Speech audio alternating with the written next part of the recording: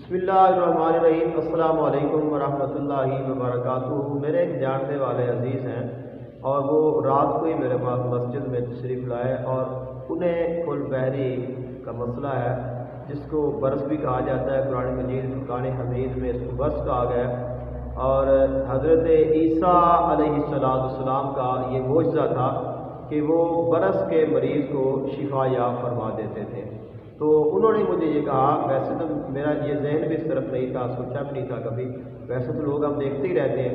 اس نے کہا کہ قاری صاحب مجھے کوئی ایسی قرآن پاک سے آیت بتائیں کہ جس کے ساتھ اس مرض سے مجھے افاقہ ہو جائے۔ تو اس کے بعد پھر میں نے دیکھا جب اس موضوع پہ تو بہت سارے لوگوں نے اس کے متعلق بتایا ہوا تھا، تو ایک ہی آیت سب لوگوں نے بیان کی ہے جو قرآن مجید فرقان حمید کی ہے، اور جو حضرت عیسیٰ علیہ السلام کے متعلق اللہ تعالیٰ نے قرآن مجید فرقان حمید میں ذکر فرمایا ہے کہ وَرَسُولًا إِلَىٰ بَنِي إِسْرَائِيلَ، کہ ہم نے حضرت عیسیٰ علیہ السلام کو رسول بنا کر بنی اسرائیل کی طرف بھیجا۔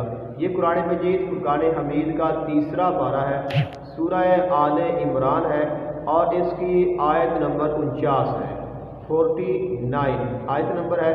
اس آیت مقدسہ کا جو پہلا حصہ جو میں نے آپ کو پڑھ کر سنایا ہے، وَرَسُولًا إِلَىٰ بَنِي إِسْرَائِيل، یہ آپ نے نہیں پڑھنا، اور اس سے آگے جو آیت مقدسہ ہے، أَنِّي قَدْ جِئْتُكُم بِآيَةٍ مِّن رَّبِّكُمْ أَنِّي أَخْلُقُ لَكُم مِّنَ الطِّينِ كَهَيْئَةِ الطَّيْرِ فَأَنفُخُ فِيهِ فَيَكُونُ طَيْرًا بِإِذْنِ اللَّهِ وَأُبْرِئُ الْأَكْمَحَ وَالْأَبْرَصَ وَأُحْيِي الْمَوْتَىٰ بِإِذْنِ اللَّهِ وَأُنَبِّئُكُم بِمَا تَأْكُلُونَ وَمَا تَدَّخِرُونَ فِي بُيُوتِكُمْ إِنَّ فِي ذَلِكَ لَآيَةً لَّكُمْ إِن كُنتُم مُّؤْمِنِينَ۔ یہاں تک اس آیات مقدسہ کو آپ نے پڑھنا ہے۔ اب اس کے پڑھنے کے جو طریقے ہیں وہ مختلف بیان کیے گئے ہیں، جو سب میں آپ کی خدمت میں پیش کر دیتا ہوں۔ آپ جو ان میں سے پڑھنا چاہیں آپ پڑھ سکتے ہیں۔ ایک یہ ہے کہ آپ نے روزانہ اول اور آخر 11 مرتبہ درود پاک پڑھنا ہے، اور درمیان میں 7 مرتبہ اس آیت مقدسہ کو آپ نے پڑھنا ہے۔ پڑھنے کے بعد آپ دم کر لیں، اب ہاتھ پھیر لیں، ویسے آپ پھونک مار لیں، دعا کر لیں، پانی پر دم کر کے پی لیں، جیسے آپ کی مرضی ہے، یعنی کہ 7 مرتبہ روزانہ پڑھنے کا معمول بنا لیں۔ جب تک آپ کو شفا نہ ہو آپ اس کو مسلسل پڑھتے رہیں۔ دوسرا طریقہ اس کا یہ ہے کہ ہر نماز کے بعد آپ نے اس آیات مبارکہ کو 7 مرتبہ پڑھنا ہے، یعنی کہ 5 نمازیں فرض ہیں ہم پر، تو جب آپ فرض نماز پڑھیں گے تو نماز پڑھنے کے بعد آپ نے درود پاک پہلے پڑھ لیں، پھر آپ 7 مرتبہ اسی آیات مقدسہ کو پڑھ لیں، پھر 7 مرتبہ درود پاک پڑھ لیں، اور پھر اپنے لیے اللہ تعالیٰ کی بارگاہ میں شفا کی دعا کریں۔ تو ہر نماز کے بعد آپ اس کو پڑھتے رہیں، انشاءاللہ اللہ تعالیٰ اس آیات مقدسہ کی برکت سے آپ کو شفا یاب فرمائے گا۔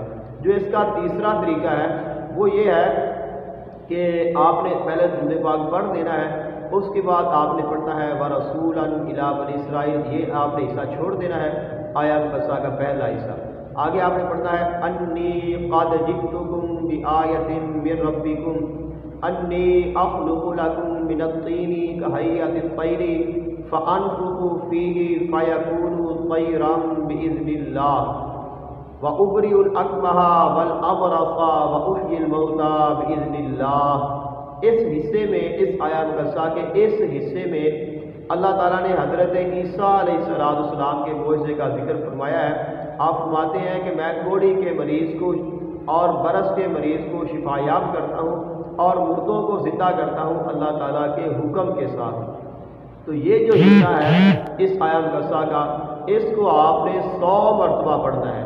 پچھلا حصہ پڑھتے ہیں اور پڑھ کر جب آپ یہاں پہ آئیں گے تو وَأُبْرِئُ الْأَكْمَحَ وَالْأَبْرَصَ وَأُحْيِي الْمَوْتَىٰ بِإِذْنِ اللَّهِ وَأُبْرِئُ الْأَكْمَحَ وَالْأَبْرَصَ وَأُحْيِي الْمَوْتَىٰ بِإِذْنِ اللَّهِ وَأُبْرِئُ الْأَكْمَحَ وَالْأَبْرَصَ وَأُحْيِي الْمَوْتَىٰ بِإِذْنِ اللَّهِ، ایسے آپ نے اس کو 100 مرتبہ پڑھنا ہے۔